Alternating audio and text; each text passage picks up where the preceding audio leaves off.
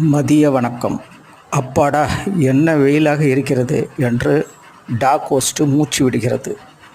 மழை பெய்தால் நன்றாக இருக்குமே என்று தனது ஆதங்கத்தை வெளிப்படுத்துகிறது.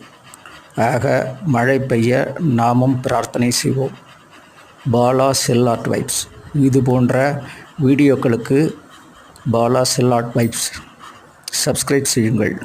நன்றி நன்றி. Subscribe and support please.